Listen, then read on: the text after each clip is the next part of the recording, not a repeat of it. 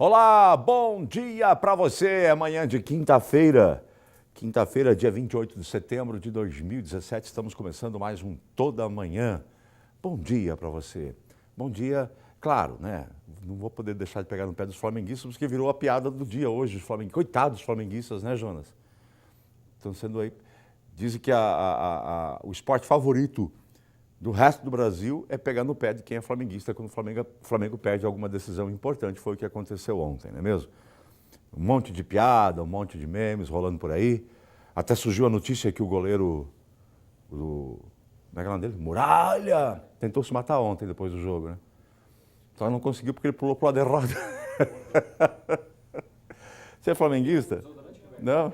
Como é que é desodorante? No mercado aí chamado Flamengo, né? Por quê? Vence, né? Não vence? Desodorante? Vamos lançar um desodorante novo? Flamengo é o nome? Não vence nunca? Tá bom.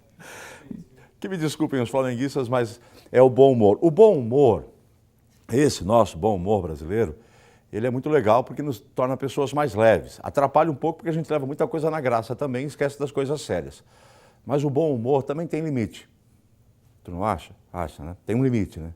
Você pode brincar, você pode pegar no pé, você pode tirar um sarro, até um ponto. Dali para frente, deixa de ser bom humor e passa a ser desrespeito. Aí é complicado, aí gera encrenca, briga, etc. e tal. Tanto da sua parte em ultrapassar o limite do seu bom humor, como também da outra pessoa. Nem toda pessoa tem uma paciência tão grande, né? O pavio é do tamanho de cada um, né? Tem gente que tem um pavio grande, tem gente que tem um pavio mais curto. Então tem que ter um cuidado muito grande. Mas, enfim, vamos em frente. Não, só o Flamengo que não vai porque perdeu, né? Ah, não, já acabou o campeonato, né? O que eu estou falando? Eu trouxe para o Palmeiras, também está se levando cada saravada de vez em quando, mas tudo certo. Bom dia para você, hoje é manhã de quinta-feira, estamos começando o nosso Toda Manhã. Nós vamos falar de assuntos bem interessantes, mas antes disso eu tenho algumas histórias para contar. Qual é o teu sonho? Ô, Jonas, você sempre quis ser cinegrafista? Ou você tinha um sonho de criança em alguma profissão? Não lembra? Eu queria ser super-herói quando era criança. Eu botava capa, pulava, voava no balanço. Mas depois eu pensei que não vai dar certo esse negócio de super-herói.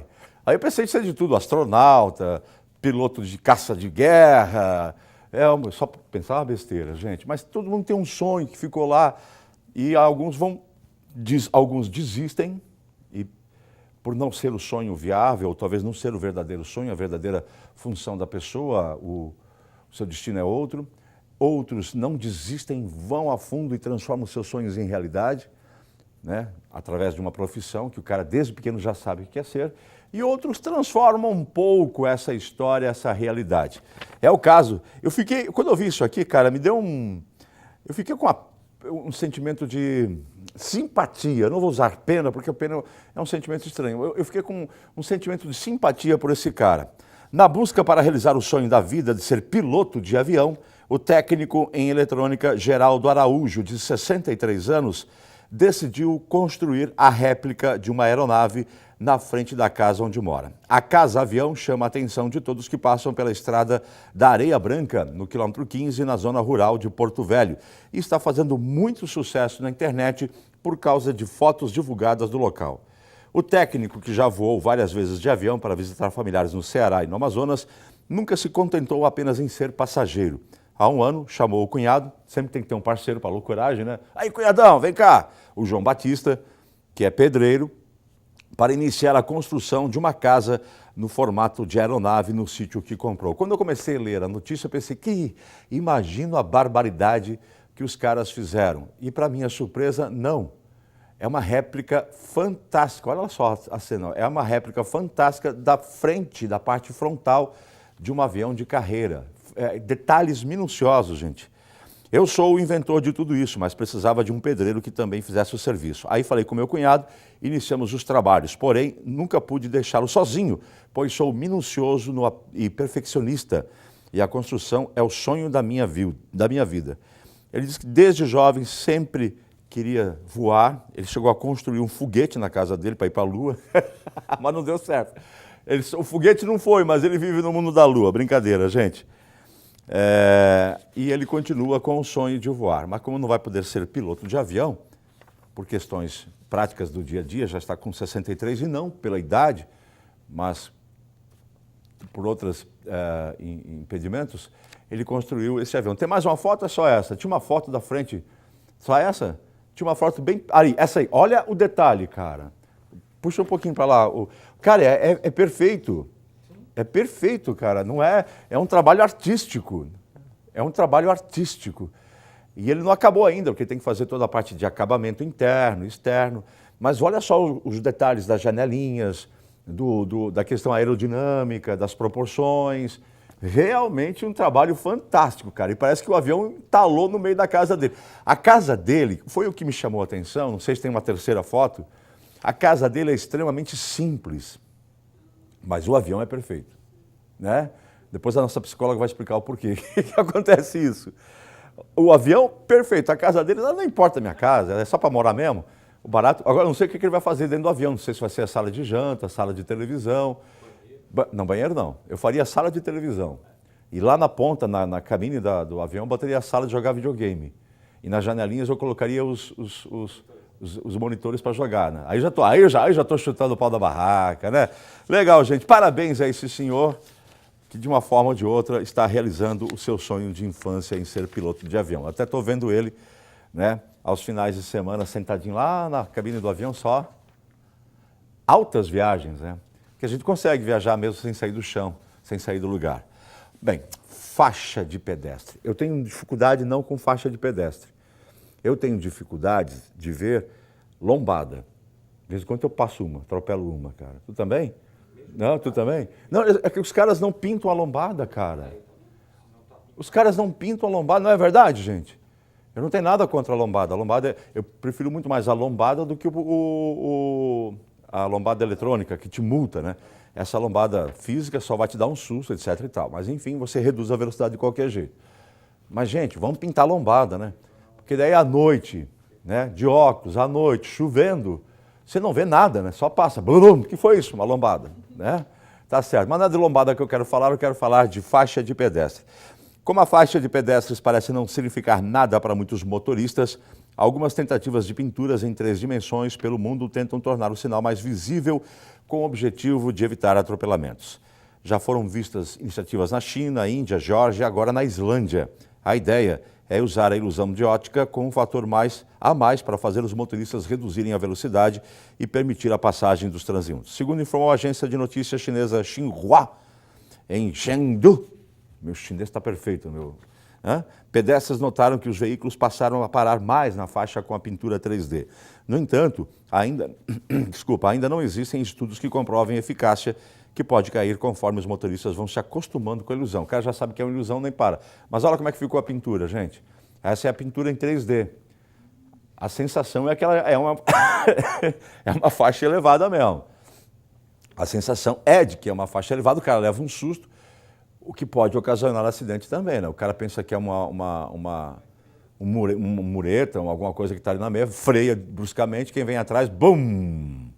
Pô, até parece Rio do Sul, cara, ali essa imagem, não é não. Né? Não parece aquela imagem antiga que tinha da ponte em direção ao centro, lembra? É, né? Olhando da Curtiering para o centro, parece, né? Dá uma sensação, parece, mas não é. Mas enfim, tá aí a lombada em 3D, legal, né? Muito show de bola. Oi? Desculpa, é faixa, exatamente isso. Faixa de pedestre em 3D.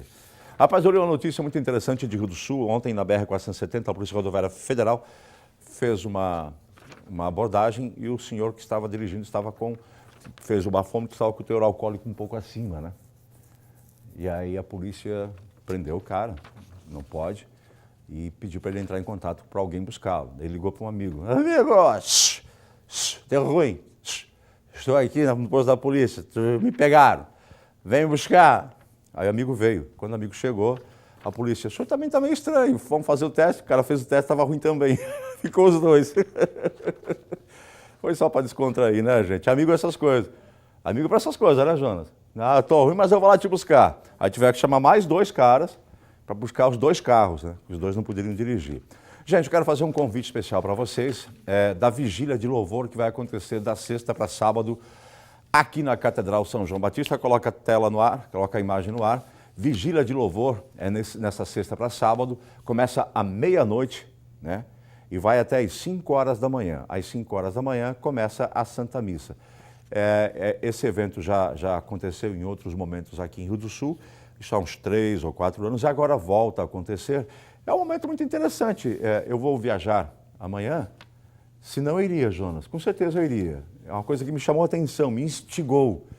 Ficar 5 horas louvando, 5 horas agradecendo, né? Pensando, parando, aquietando a alma, o espírito, aquietando o coração. É legal isso, é interessante, coisa que a gente não faz, não. A gente está numa correria tão grande, tão danada, que a gente não tem tempo de ouvir o próprio coração.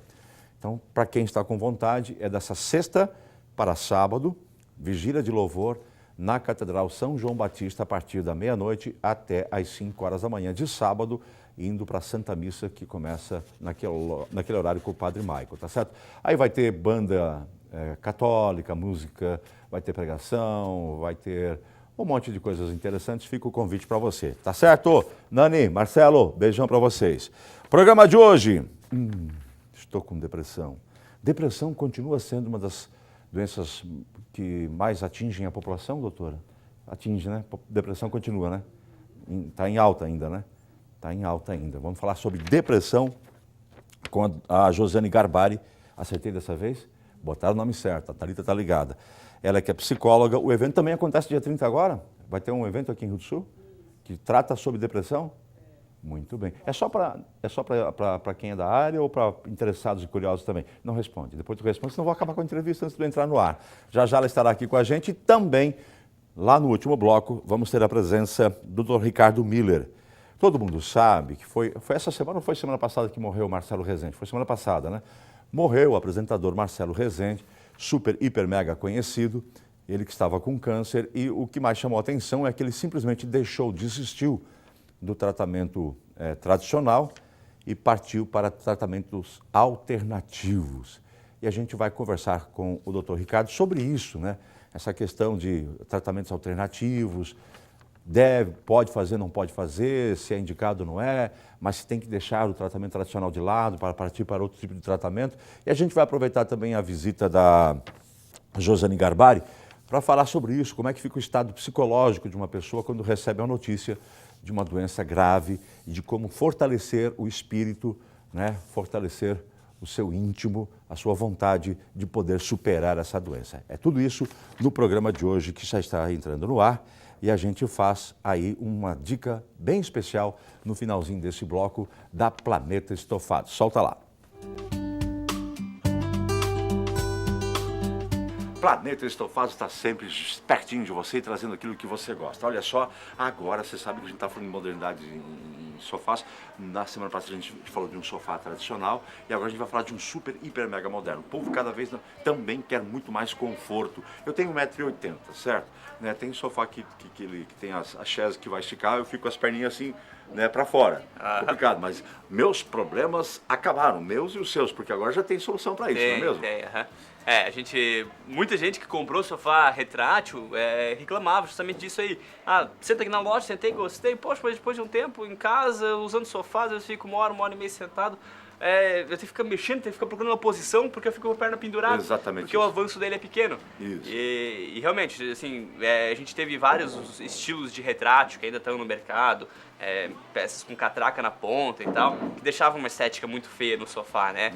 E esse retrátil com a caixaria grande aqui, ele acaba que a estética do sofá fica muito bonita e ele avança muito, fazendo com que a pessoa de 1,80 m fique inteira dentro do sofá. Confortável, exatamente. Isso, confortável. Essa parte a mais fica para trás do sofá, isso, na correto. parte da frente a estética fica Isso, perfeita. você vê o sofá fica a mesma coisa. Como eu falei, às vezes a gente teve alguns modelos de mecanismos diferentes, com catraca na peseira, que prejudicava muito a estética do sofá, né? Tentando justamente resolver esse problema do pé pendurado. Agora acabou. Agora não, acabou. O pé não fica mais pendurado. Isso, e do jeito mais prático e barato esteticamente possível. Bonito esteticamente possível. Legal. Como é que é o nome desse sofá? Avior. Avior. Avior. Avior. Olha só que nome bonito. Tá com preço fantástico também? Sim, ele tem um preço muito bom pelo custo-benefício que ele oferece. Pelo que ele oferece. É um modelo retrátil, é um modelo que o pessoal tem procurado. E como eu falei, ele avança e tu fica inteiro dentro dele, né? Tu fica com as pernas dentro dele. Preço à vista tem um desconto especial? Preço à vista tem desconto. E a prestação? A prestação a gente faz até 10 vezes sem acréscimo, tá? O preço da etiqueta até 10 pagamentos. Legal, cartão, boleto, né? Muito bem. Gostou? Poxa, eu quero um sofá desse que não fica com os pés pendurados. Então vem conhecer aqui na Planeta. Estofados que fica onde? É importante falar só que ele faz de outras configurações também. Entendi. A gente tem ele aqui no 2,60, né? Mas a gente pode fazer sofá até de canto. Então, se a pessoa tem a sala bem grande, quer fazer um canto com os dois lados retráteis. Cores diferentes também. Tamanhos, cores, isso tudo dá pra fazer. Isso é muito das coisas de hoje, não? Você pode brincar muito com essas configurações. Isso, é acaba os móveis se adaptando às casas, às necessidades, né? Vamos lá, Planeta Estofados que fica na rua Rui Barbosa. Isso, na esquina da Rui Barbosa com o Barão do Rio Branco. Bem na sinaleira aqui da Rui Barbosa, né? Tá no Facebook? Facebook, Instagram. Certo. Tem nosso WhatsApp também. Qual é o telefone? 9184-5909. Certo. WhatsApp. E o telefone de contato fixo 3522-6430. Venha conhecer essas e muitas outras ofertas aqui da Planeta Estofados para você. Olá, já estamos de volta ao vivo com você agora, com a minha querida amiga Josiane Garbari, psicóloga, uma das nossas psicólogas de plantão. Tudo bem, linda? Como é que você está? Tudo certo? Tudo certo, tudo bem. Bom te receber novamente aqui. Eu que agradeço. Depressão, cara. Eu tinha a impressão que a depressão já tinha diminuído um pouco, mas ainda não. Ainda é um mal que aflige muito as pessoas. E, infelizmente, a gente estava aqui conversando fora do ar, com esse mundo meio loucão que está aí fora, né? Dessa correria desenfreada, essa busca por alguma coisa que a gente não sabe o que é, essa cobrança por resultados, que eu também acho uma coisa desnecessária, né? Eu acho que o ser humano está criando umas ferramentas meio loucas aí, em que você tem que ser o melhor, o mais bonito, o mais forte, o mais inteligente, né? O mais capacitado, o mais preparado, e o mais, e o mais, e o mais, e o mais, e o mais, e nós estamos esquecendo de viver. Fora as encrencas anteriores, já antigas do ser humano, né? As tristezas, os traumas, etc. e tal. Mas tudo isso vem produzindo pessoas depressivas. Agora, deixa eu fazer uma pergunta para ti, que me preocupa. Normalmente, quando se fala em pessoas depressivas, até se relaciona com a imagem de pessoas com 30, 40, 50, 60 anos, pessoas com mais idade, mais experiência. Mas essa taxa também está acontecendo entre jovens, ou não? Tudo bem? Sim, sim, está acontecendo entre os jovens, até existe uma pesquisa que fala que os jovens entre 15 e 34 anos estão morrendo por cometer suicídio, né, com uma intensidade muito maior do que há um tempo atrás, né, existia. Até, como você fala, assim, parece que a depressão tem diminuindo. Na verdade, ela tem aumentado de anos para cá, né? A questão da depressão, né, e da situação final, que é a questão do suicídio, né, que a depressão pode levar ao suicídio. Em 2012, a gente tinha no Brasil em torno de 7 mil casos, né? Para hoje, pulou para 10 mil. De suicídios. Nós estamos no Setembro Amarelo, você sabe disso, que é o mês destinado à discussão, prevenção e etc., a conscientização sobre suicídio. Tivemos aqui o pessoal que está colocando de volta agora o serviço de atendimento via telefone para pessoas com essa vontade de cometer o suicídio, etc. e tal. Infelizmente, se não me engano, essa semana de novo tivemos mais um suicídio no Alto Vale. O Alto Vale que é característico, infelizmente, também por isso, por uma alta taxa de suicídios. Mas então é bom lembrar disso, de que se a depressão não for bem tratada, bem cuidada e adiantar muito os seus estágios, pode levar a esse final, é isso, né? Então tem que ter... É uma doença complicada. Mas sabe o que eu estava pensando quando eu falei que está diminuindo a questão da depressão? Eu vou corrigir a frase, né? Não está diminuindo, eu acho que o brasileiro tem o ser humano, mas o brasileiro em especial, ele tem uma coisa muito de ficar com a pele dura muito fácil, né? Eu acho que tanto que se falou em depressão, que hoje, quando se fala em depressão, as pessoas não se espantam mais, não se importam mais. Depressão, tudo certo. Acho que nós nos acostumamos demais com a expressão depressão e não damos importância a quem está passando por isso. Existe esse fator também, né, de que às vezes a pessoa que está com depressão é a pessoa que está, né, com algum problema e daí já acha que está depressivo, né? Ou então, é a vítima, vive se colocando no papel de vítima, então não vamos dar importância. Exato. E, ao mesmo tempo, existe também uma procura muito grande para o tratamento, hoje em dia, diferente de Que antigamente. as pessoas não procuravam. Que as pessoas não procuravam ajuda, não procuravam tratamento, tinha aquela doença, né? E ficava aquilo instalado na pessoa, né? Então, a pessoa está com depressão e pronto, né? Hoje em dia, a gente tem a pessoa que tem a depressão, mas a pessoa também que busca um recurso e busca ajuda e que se cura da depressão. Uhum. Então, não tem mais a depressão. Ela pode chegar, ela com certeza buscando um tratamento adequado, ela vai chegar nessa situação de não ter mais a A doença. pergunta é essa, a depressão tem cura ou ela se torna uma doença crônica controlada? Não, a depressão tem cura. Tem cura. Em algum, né, na maioria dos casos, ela tem cura, né? Então, você procurando um tratamento adequado, né? Geralmente, um tratamento com um psicólogo para fazer psicoterapias, né, semanais.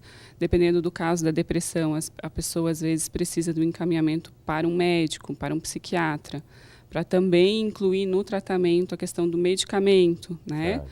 Então, fazendo esse tratamento adequadamente, no final, ela tende a ficar curada. Deixa eu te fazer uma pergunta curiosa. Você falou, olha, ela pode fazer as terapias com um terapeuta, um psicólogo, mas também pode aliar isso a uma questão de um tratamento com medicação. E é bom lembrar que quem dá a medicação para a depressão não é o psicólogo, mas o psiquiatra, por uma questão de legislação, etc., conhecimento, cada um na sua área, certo? Só o médico pode medicar. Exatamente isso. Eu acho que muitas pessoas já ultrapassaram essa barreira do é um psiquiatra, todo mundo vai pensar que eu sou louco. Acho que isso também já foi derrubado. A figura desse profissional psiquiatra está lá para ajudar nessa questão da medicação, do aviamento da medicação, para colaborar com o tratamento das terapias, certo? Isso é muito importante. Mas vou te fazer uma pergunta. A pessoa que vai começar a tomar o medicamento, ela toma o medicamento e continua a terapia, ou só toma o medicamento que está tudo certo? Porque eu acho de que tomar o medicamento vai ajudar muito, mas tem que saber entender o porquê que está depressivo, o que está te atingindo, qual é o mal e como tratar com isso, né, no dia a dia. Então as duas coisas dependem muito uma da outra, né? Isso, com certeza, inclusive para o sucesso do tratamento, né? Então, assim, o medicamento, ele vai tratar, na verdade, o sintoma que a pessoa está tendo, né? Quando a gente, por exemplo, tem uma febre, a gente precisa tomar um antitérmico, Certo. né? O antitérmico é esse medicamento que o psiquiatra vai receitar. Para quê? Para baixar a febre. Então, assim, o sintoma, depressão, né? Depressivo, está muito triste, Mal-humorado. não tem vontade de fazer nada, né? Não tem vontade mais de trabalhar. Então, assim, Só o fica em casa remédio, né, vai dar um auxílio no tratamento e um auxílio mais rápido Certo. do que a psicoterapia. A psicoterapia, ela vai tratar o problema na causa dele, né? Então, é importante fazer a psicoterapia, por quê? Porque eu preciso encontrar o porquê que essa depressão está instalada E resolver isso, tratar isso, e resolver isso de forma terapêutica, né? Que vai trabalhar as questões a nível cerebral, as emoções, né? E daí vai resolver isso e o remédio vai estar fazendo o trabalho físico, fisiológico, né? Porque, além de tudo, uma pessoa que está em depressão, ela também tem, acaba que com o tempo, o cérebro vai perdendo, né, as substâncias necessárias para ele ficar bem. As substâncias químicas, né? As substâncias químicas Aí é que necessárias, entra- isso mesmo. Aí é que entra o remédio. Aí o remédio vai entrar para Pra fazer equilibrar isso. equilibrar isso, e a terapia entra para daí ir tratando isso. No final, né, a ideia é que não vai mais precisar do remédio e também não vai mais precisar da terapia, porque vai estar bem. Deixa eu te fazer uma pergunta. É por isso que eu estou aqui, eles até me pagam para fazer pergunta, cara, é muito legal Que isso. bom, né? Bom, né?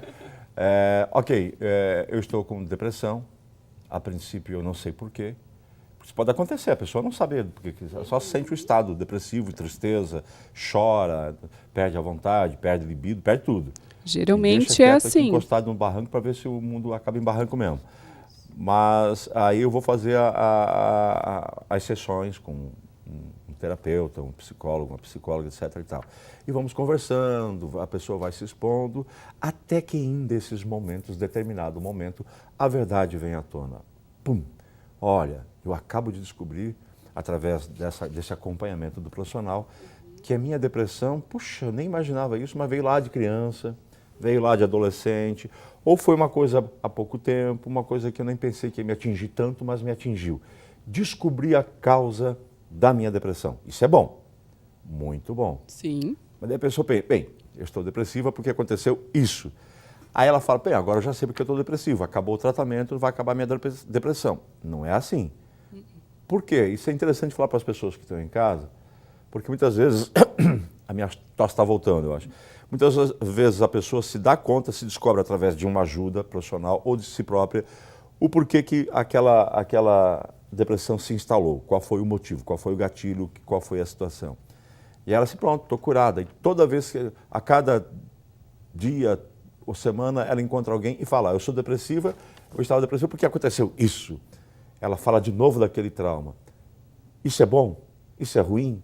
Descobrir é bom, mas só descobrir adianta? Ou só falar sobre isso também adianta? Como é que faz isso? Então, o caminho, né, da terapia é encontrar o motivo desse sintoma depressivo, né? Encontrar a causa é a busca principal do terapeuta. Certo. Né? Chegar lá. Chegamos lá. Lá onde é que dói. Isso, né? Aí, quando a gente chega lá, a gente precisa tratar esse trauma. Né? Então, assim, dentro da psicologia, né, tem várias formas de psicoterapia, cada um vai tratar de uma forma aquela situação difícil que a pessoa viveu. Né? Como eu trabalho com a terapia de EMDR, né, a gente trata esse trauma e essa situação que a gente descobriu, né, da forma do reprocessamento do trauma, né, através da estimulação da bilateralidade do cérebro, fazendo o reprocessamento dessa experiência a nível cerebral para a pessoa resolver aquilo e conseguir deixar aquilo no passado. Ela tem que resolver aquilo? Precisa resolver aquilo. Se não resolver, ou seja, se descobriu através das técnicas da psicologia, através lá, se descobriu o trauma e agora tem que desenosar esse negócio, tem que desatar esse nó. Isso, e tem senão várias... ele vai continuar comigo. Isso mesmo, né? Tem várias formas de tratar isso, né? A forma como eu trabalho é uma, a forma como a terapia comportamental trabalha é outra, né? A forma como a constelação familiar trabalha é outra, né? Então, são várias formas de trabalhar e tratar aquele determinado trauma.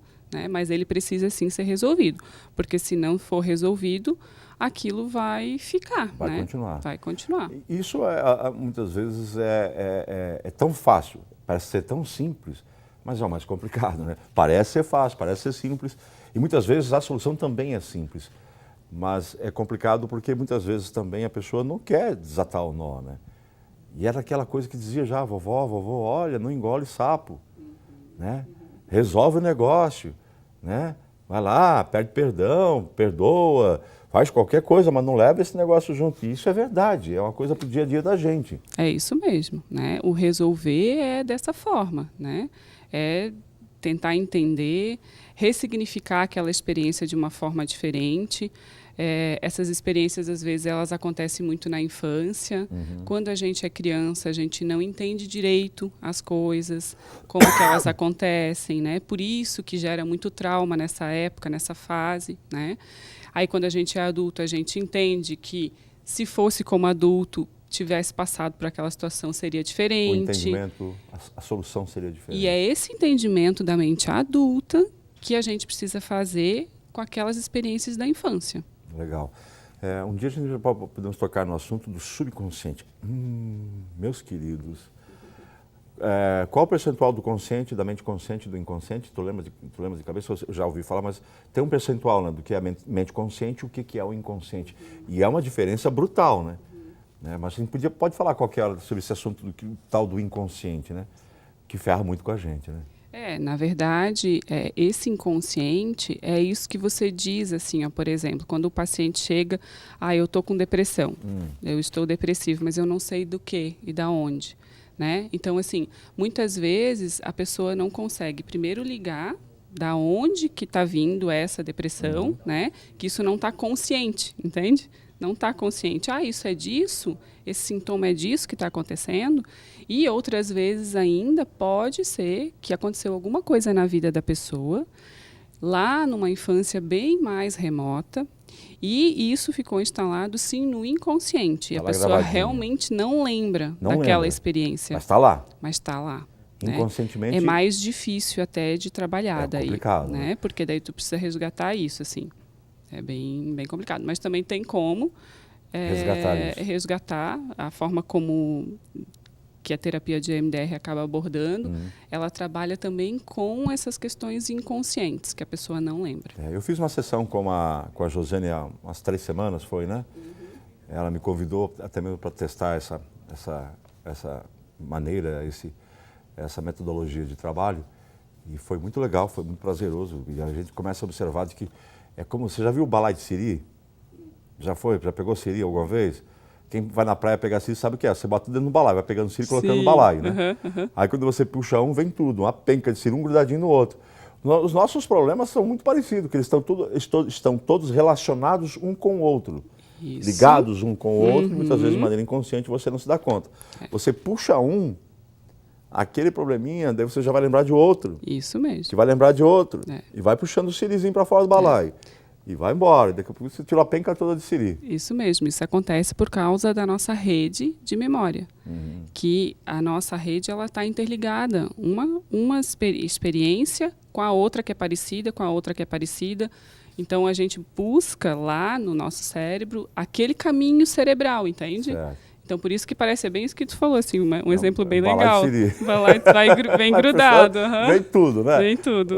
Sem falar de que a gente já falou aqui, comentou na constelação familiar, que podemos ter também recordações de nossos antepassados através da memória genética, a gente nem se dá conta, mas está lá guardadinho. O teu subconsciente está registrado e quando você puxa essa penca aí, você pode chegar até o resultado.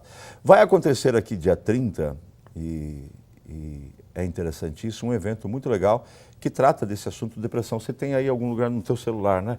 Conta pra gente o que vai acontecer dia 30. Ela não está na organização, ela não é a organizadora, mas como profissional da área, ela me trouxe essa informação de que é interessante divulgar isso. E acontece aqui em Rio do Sul agora, sábado, né? Dia 30. O que é? Isso, no sábado, né? É o 2º simpósio de prevenção ao suicídio do Alto Vale do Itajaí. Né? Então, já aconteceu ano passado.